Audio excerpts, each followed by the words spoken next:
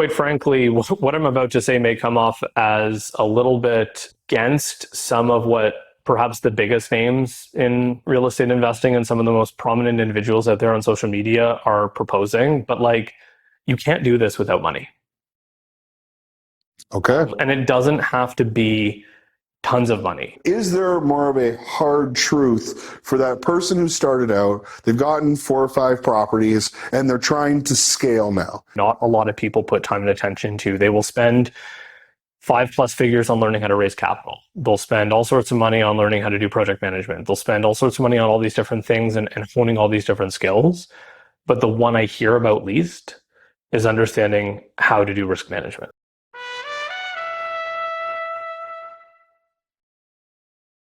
Welcome to The Hard Truth. I'm here with my guest, David Giustizia, a professional mortgage broker, a real estate investor, and just a wealth of knowledge. We're going to talk today about risk management, OPM, and we're going to dive into CMHC. David's got a ton of knowledge. So let's dive in here. Perfect. Thanks so much for having me, Kyle. Excited to get started. So tell me how you got into the mortgage industry, how you got into real estate, like on your background, your whole story. Yeah, awesome. Thanks, Kyle. So I ended up finishing school with a finance degree and landed myself a teller job, actually, right out of school, and rose through the ranks, did the Scotiabank thing for a while, figured out at that point over those few years that my passion was really in the wealth management space. And financial planning, being able to watch people grow, help people grow, seeing the impact that I could make in their lives. And there came a time that I decided that I could actually help people grow wealth better through well-structured uses of debt as opposed to traditional financial products, right? So it was at that point that I decided to make the change. I had done some lending before, but at that point decided to really make the change back into the mortgage space completely. And that was, really to create a company and create a team that focuses on helping people grow their wealth, understand how to use debt to do that, and being able to do that in ways that you're not going to get from a typical wealth management operation or somebody selling mutual funds, somebody selling stocks and bonds. And so that's really the focus of kind of where I came from, what we do. It's been tremendous being able to help people, watch them grow, watch them kind of upgrade to that next level. And that's really always been layered in with my passion for real estate. So when myself and my wife started down our journey of real estate, we bought our first condo basically just out of school, couldn't afford to live in it, so it was a rental. Ended up buying a second one shortly thereafter, also a rental. I think we were on our third property before we actually bought something to live in. And so from a really early age, we had a really strong focus and knew that we could do well by growing our wealth through real estate. And then, as my two worlds converged and I became, more comfortable with the debt and the process, and the advice and guidance I was giving on that and gaining experience on the investing side, it just really turned into a blend. This is actually super funny because, and I promise you this wasn't scripted. For those of you who have heard my story, this is the first time we've really got into this together, and it's unbelievable how much symmetry there is. I was a previous financial advisor, felt the same way that I could help people more as a mortgage broker, mortgage agent than I could as a financial advisor. Well-structured debt. I bought my first several properties, couldn't afford to live with them, stayed at home, rented them out. So this is obviously why you and I have connected so well when our stories are so similar. So I think it's also, and this is kind of something I wanted to highlight today, is, you and I would be considered competitors in the mortgage space. We're both mortgage brokers, mortgage agents. We are with the same organization, but we do compete. Yet we pass stuff off back and forth all the time. We try to work together. We try to be complementary to each other. Can you talk a little bit about what you see in the mortgage space around that stuff? Yeah, absolutely. I mean, I think that's a really good question. And I think there's really two components to it, right? Number one for me is mindset, right? And kind of this feeling of abundance, this understanding that for people who are good at what they do, there is always going to be plenty to go around, right? And so I would much rather have strong working relationships. I'd much rather have colleagues. I'd much rather have people in my world that I can bounce things off of, play to each other's strengths, and focus on how to best serve our clients as opposed to looking at it as a competition. And so for me, both yourself and a number of other phenomenal brokers, I tend to try and build very strong working relationships with other brokers. And I can say it's actually been one of the keys to our success. And I can't tell you how many times that we've found phenomenal ways to help our clients because of the other relationships I was able to lean on, because I was able to learn from specific niches, specific products, specific things that, others in my industry had gone through. And I strongly believe that a number of those people got the same thing back from me. Right. And so I think from that perspective, like it's beneficial to my business, it's beneficial to my clients. And so I think that's huge. And I think the other piece for me is the reality of the lack of competition. And I know, the real estate investing community is a fairly small community for those of us that play pretty deeply in it. There's not many of us in our area that focus on it, right? Yet, despite all of that, how rarely I'm competing with my colleagues, right? And at the end of the day, I can maybe count on one hand, maybe once a year at most, when I come across a client who, didn't like their previous broker or had a broker that they liked, but somebody else introduced them to me.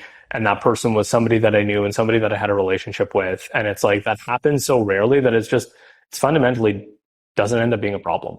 Yeah. I couldn't agree more. I mean, there's so much knowledge that the top performers in the industry have, and by leaning on each other and potentially passing files or whatever it may be, gives us the opportunity to ultimately best serve our clients. And when we're serving our clients well, there's lots of business to go around. 100%. And I think the other thing, I think you brought up a great point on that as well, is like the ability to pass files. And the one thing I'll say is this industry is very broad. And there are so many different facets to mortgage brokering. There's so many different nuances to different types of deal placement, whether it be in the residential space, commercial space. And it's not going you are going to ultimately end up specializing. There are going to be things that while you may be able to do it all, there's certainly going to be times and certainly going to be circumstances where that somebody is a better fit to find the right placement, to find that right relationship. And I think that's the other piece to it is, I can go through my Rolodex and say, hey, you know what? We could try and muddle our way through this deal, but I think that I actually have somebody that I can lean into on this, work with to ultimately serve the client better than I can serve them myself, right? And having those relationships are certainly a key component of being able to build a brand and build a client experience that everybody walks away happy with. I love that. And one of the things that my clients say all the time is, Kyle always says yes. But the reality is I say no all the time, but I can give them a quick no to move them into a better deal. So for example, they're like, I got this project, I want to fund it. And I can say very quickly, no, it doesn't work for these reasons, but this is how you can get it done. So I actually said no to them, but by giving them a solution, they, like Kyle said, yeah, we can do this, right? But if you actually recorded that conversation, I actually said no up front. So I want to talk to you about a couple things. So I definitely want to dive into CMHC. David is one of the most respected guys around CMHC that I know, so I definitely want to dive into that conversation. But I want to start with two questions, and this is called the hard truth. So this is where advice that you can give to new real estate investors. So a newbie, somebody who's just getting started. What is a hard truth that you could give to a newbie about what they should know to get started in this business? And it can be from your position as a mortgage broker or your experience as a real estate investor, whatever you think. Yeah, you know what, Kyle, that's a fantastic question. I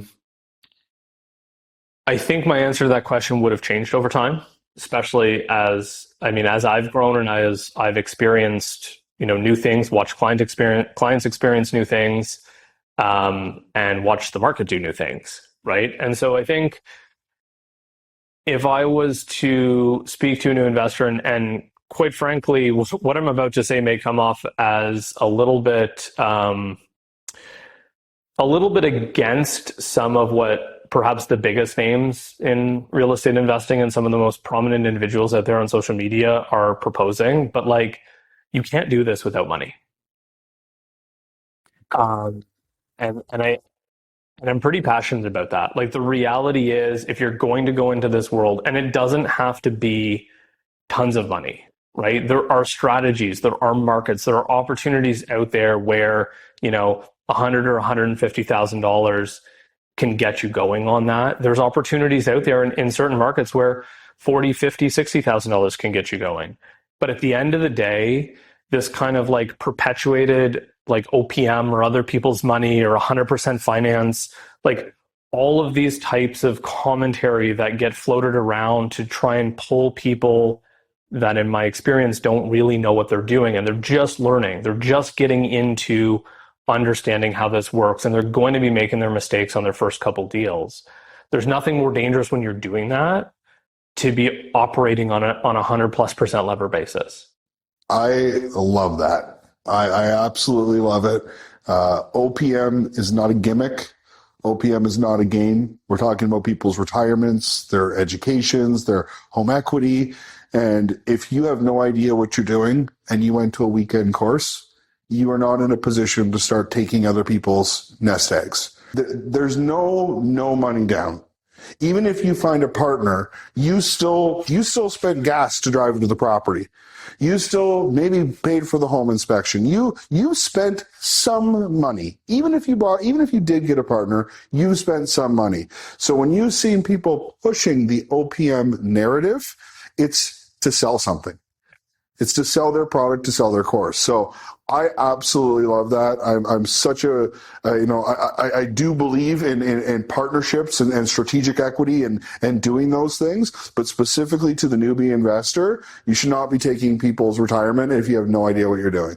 Yeah, absolutely. And I think, like any journey, like any skill, right? If you're starting into something fresh, you're going to make mistakes. Like, it's inevitable. I'm not going to sit here and say every real estate investment transaction I've ever done has worked out wonderfully. Like, we've had our wins, we've had our losses. I'd say overall, like I'm very happy with our growth and our path and where we're at.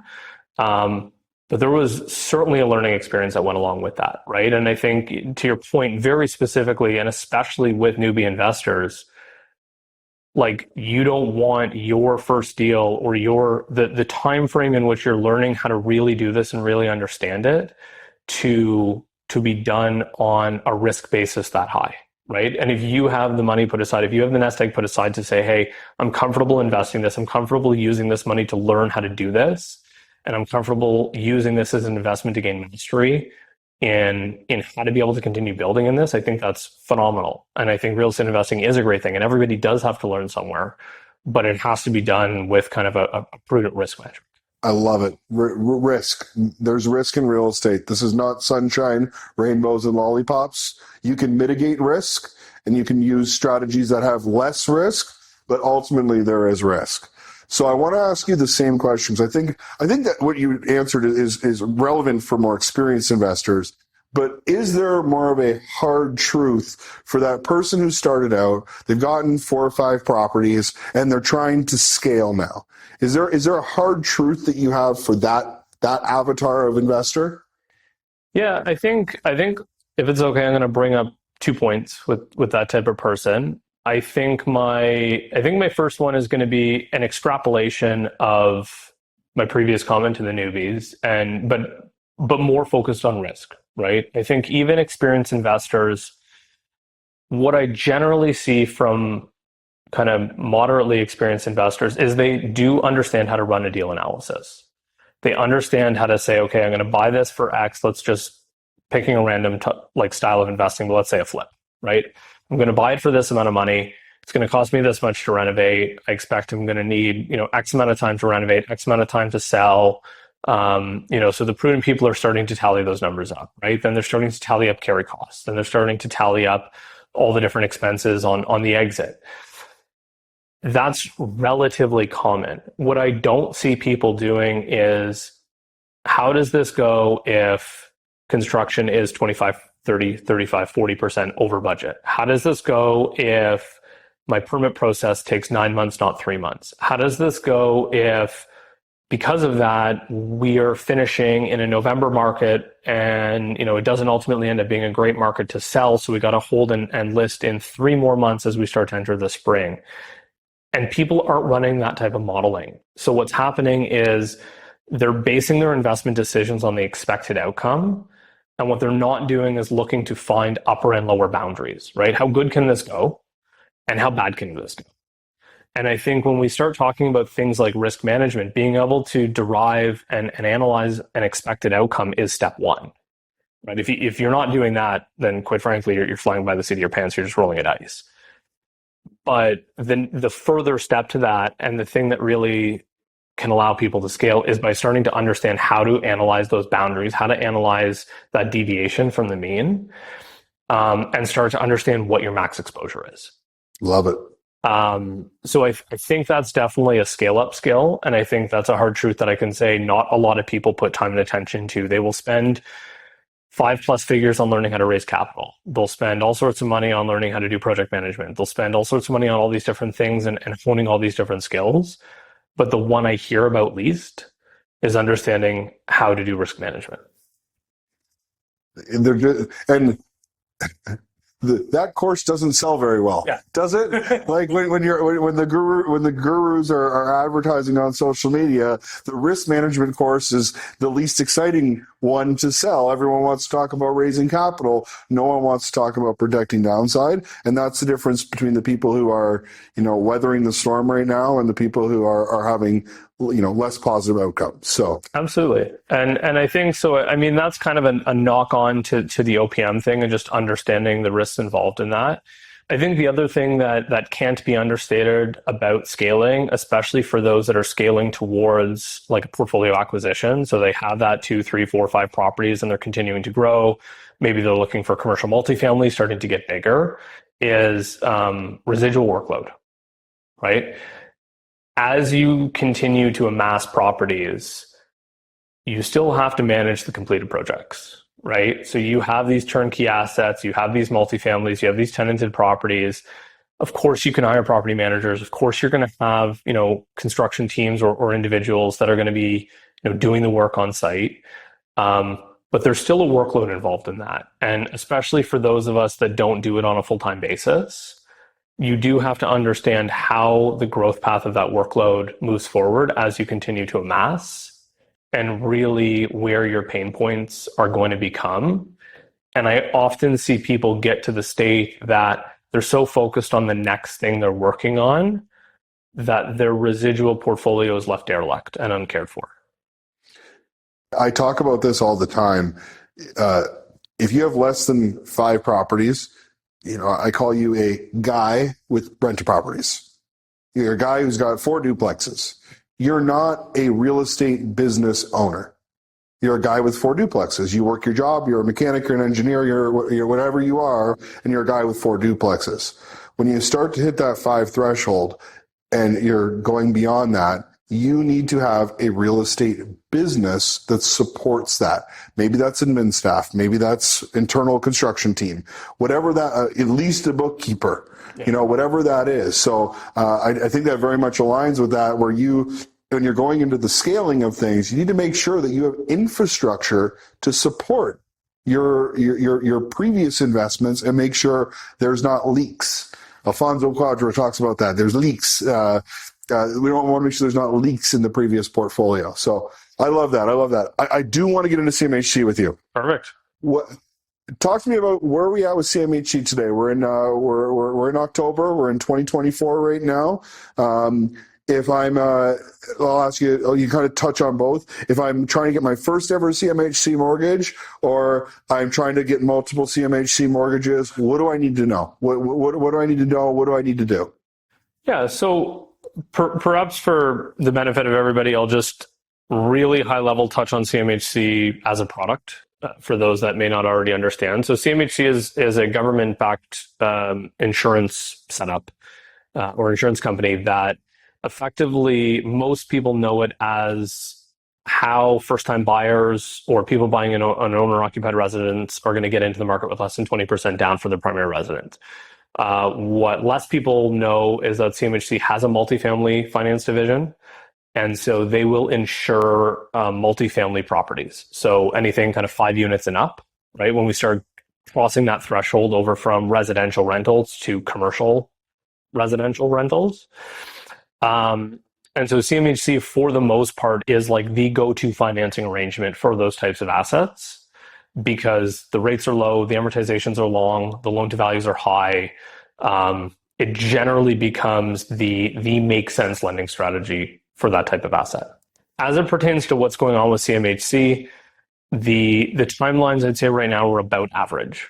We're generally seeing when we do submissions, CMHC files being picked up in anywhere from 2 to 3.5 months, right? Which, for the last couple of years at least has been roughly the historical average.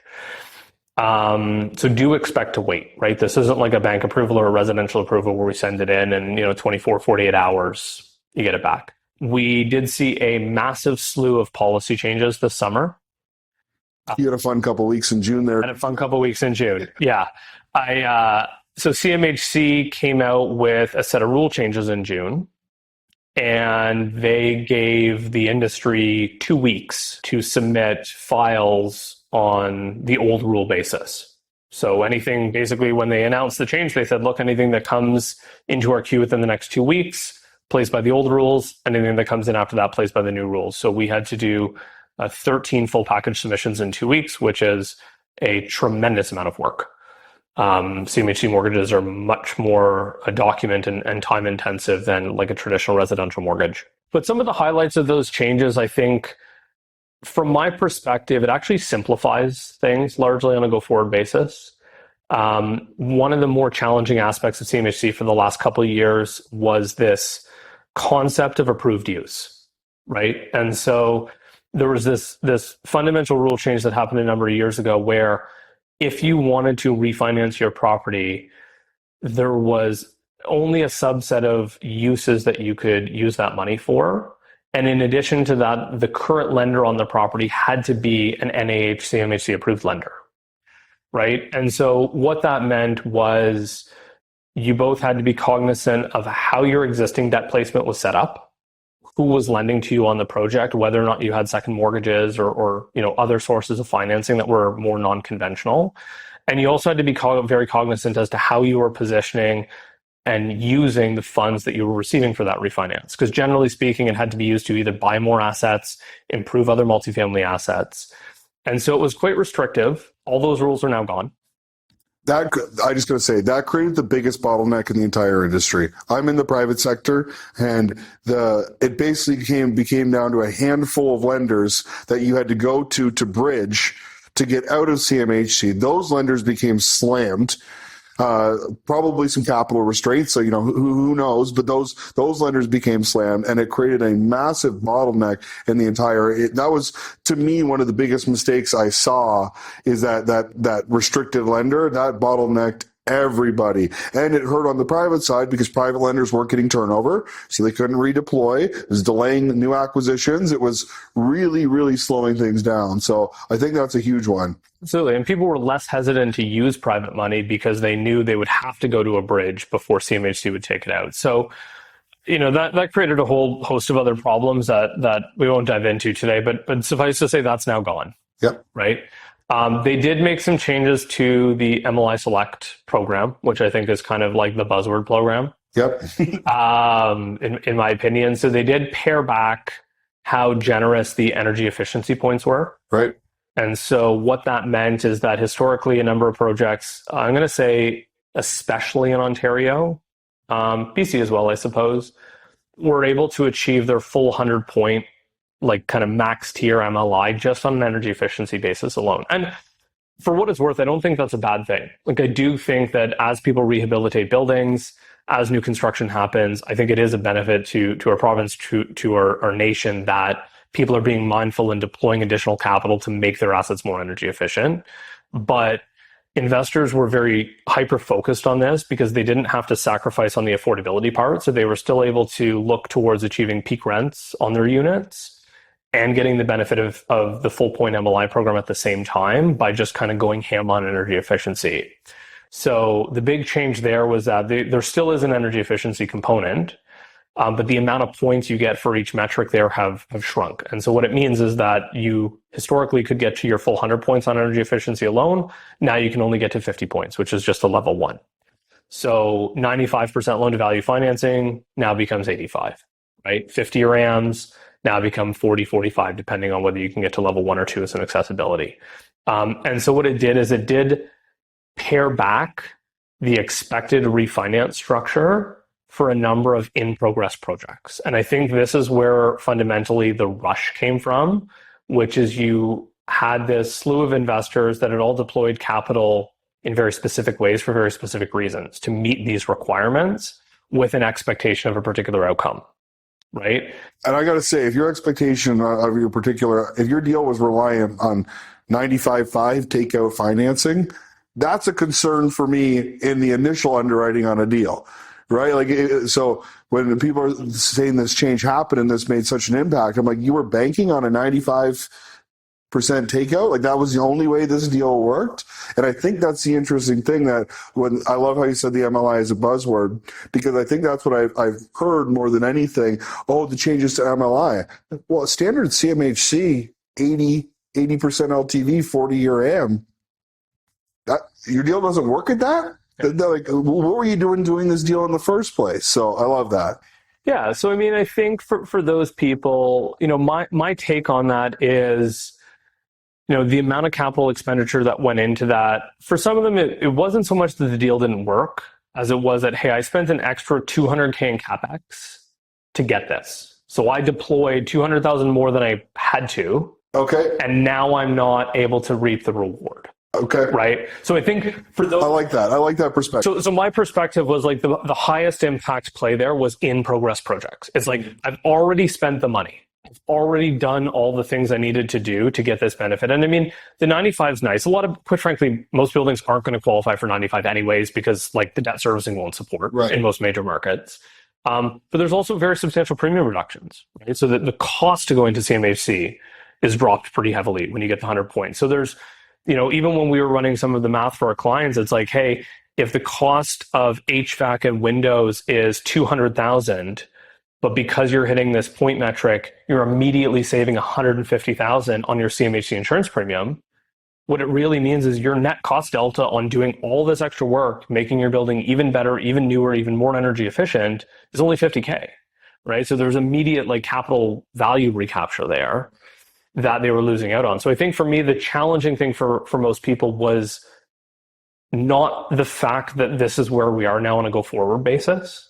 It's the fact that those that had already kind of committed themselves to that model, we had to work tirelessly during that very small window of time to get those deals in the queue to preserve the outcome that they had invested capital to receive. On a go forward basis, it certainly simplifies our life. And quite frankly, the investors' lives, in the sense that, it still may be worth it. Getting to level 1 as opposed to level 3 may still be a worthwhile endeavor for the energy efficiency, right? But, you're still running then on that 85% cap. I love this, David, and not to go too far off topic, but they changed the rules about direct correspondence. So, which we won't really go too far down that, but this is why when you're dealing with CMHC, you need to be working with pros. Because whether you have direct correspondence or not, there's people who understand this and there's people who don't. And hearing you talk, hearing you go into the details, I mean, I love your perspective on the CapEx. I hadn't thought of that. That really kind of I thought it was mostly just people complaining about their deal didn't work, but actually displaying the financial impacts that people had mid-project. That opened my eyes a little bit. So one thing you said at the start, and I think this is an important highlight, is CMHC a lender? No. This is the most fundamental thing that people don't understand. CMHC is an insurer. So they are insuring the loan that we get from another financial institution. So when I hear people, CMHC is going to pay me out, who's the lender? Yeah. You're going to get insurance. So I want to just, on a simplistic level, you said 2.5 to 3 months to get the file picked up. Yeah. How long to funding after that? Assuming the file is packaged and ready to go and the client has everything, how long to fund after that? So I won't I won't spend too long here, but I do want to expand a little bit extra on that. So with CMHC, and this is like a fundamental difference for those of you that may be watching this that are residentially focused, this is a huge fundamental change between residential mortgages. So when you do multifamily financing through a CMHC insured product, CMHC has to approve it first, and then the lender does their piece after. Right now, the lenders are typically involved in the onset, and I will touch on the correspondency. Historically, there was two ways to do this. Right, you could either have a correspondency arrangement, which meant the broker could submit to CMHC directly. There would not necessarily be, well, this is an oversimplification. There's kind of a lender involved, but not really a lender involved. There wouldn't really be lender involvement at that point. CMHC would approve the insurance for the file. The broker would then take that insurance policy called a certificate of insurance, and then they would then shop the lender and say, hi, variety of lenders, we have the certificate of insurance. Here's our deal package. Would you like to bid on this deal? The other way of doing it, for those that didn't have correspondence or chose not to use it, was you would work directly through a lender to do the submission. And typically, if you're doing that, you were already selecting from the onset the lender that you would use for funding. The lender owns the COI. The lender owns the COI. So the lender is packaging it. The lender is the one actually then you're submitting to the lender. Lender is then submitting to CMHC, getting the insurance, and then going back to the lender and out. So the reason I bring that up in the context of your question is that historically it depended on which route you took. Because if you had a CMHC insurance certificate, but a lender hadn't seen file yet, because you had gone through direct correspondency, that timeline between issuance of insurance and funding was significantly longer because you're now bringing these files brand new to the lender. They still have to underwrite the credit. They still have to review their documents, understand the appetite, do their site inspections, right? Where in some cases, when we've submitted direct through the lender, I've seen fundings in as fast as 5 to 7 business days on receipt of the insurance because it's already gone through the credit committee. They've already approved the credit. They've already done the site inspection. They've already validated all the documents on their end. Right. And so at the time that they receive the certificate, it's, hey, they drop their commitment, they send it over to their funder to instruct the lawyers, and away we go. Amazing. So on average right now in today's environment through lender submission, are you a couple weeks, a month after COI? Like, is that pretty standard? I would say on average between three to 5 weeks. So I would say like your typical CMHC deal right now from start to finish, 4 months. So give or take. And I want to highlight that start to finish. What is your definition of start? When the client has all the documents to you? When I have a full document package. So that is the number one out of the 4-month progress that I see for CMHC files. What the longest delay in when people say it's 6 to 9 months is often how long it took them to get the package. So get organized, get a bookkeeper. You're going to hear this over and over again. Your mortgage broker is only as good as the documents they're given. If they're not given the proper documents and the proper documentation, it doesn't matter how knowledgeable, what correspondence, how long they've been doing for it. Your paperwork is a representation to the lender at the credit. I say this all the time. I'm going to build a relationship with you. We're going to be personal. I'm going to know your kid's name. We're going to know your dog's name. But the reality is when this file gets to the credit committee on Bay Street, you are a stack on a desk. And if your paperwork doesn't represent you well, it's going to be difficult for me to get you financing. 100%. And the two things I'll say on that, which is really critical, is number one, CMHC is being more aggressive lately with throwing out incomplete files. So what that means is we can go through the process. We can wait for it to be picked up. You can get to that, you're a few months into this, but if the broker wasn't forceful enough with you as a client to make sure that they had a full package, you're liable to just end up having CMHC throwing out your file and saying, hey, resubmit, start again, start from zero, right? My flip side to that is going to be everybody says, oh my God, it's so difficult to get documents. This is so onerous. There's so much. CMHC's even gone now. They're doing very detailed net worth validation. So every asset that you're listing on your net worth statement now needs independent validation. Every single one, every property, the values you're attaching, the debts you're attaching, it's much, much more onerous than it historically was. Yet despite all of that, when we got that 2-week window, right?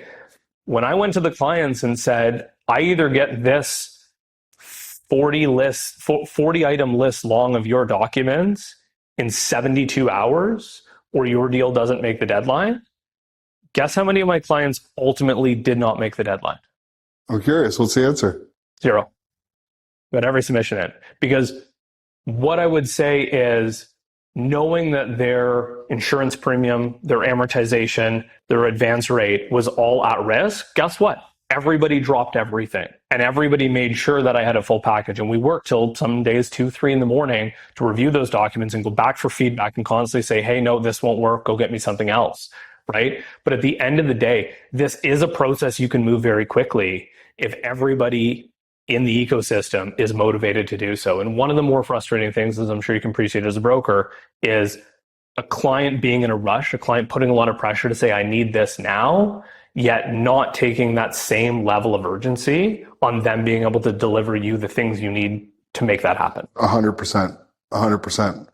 I love it. I love it. David, it was an absolute pleasure to have you on. We'll make sure we got your contact information below. Reach out to David. Definitely looking forward to having you on again. And I hope everyone got a ton of value from David. You're a wealth of knowledge. Thanks so much, Kyle. Pleasure being here.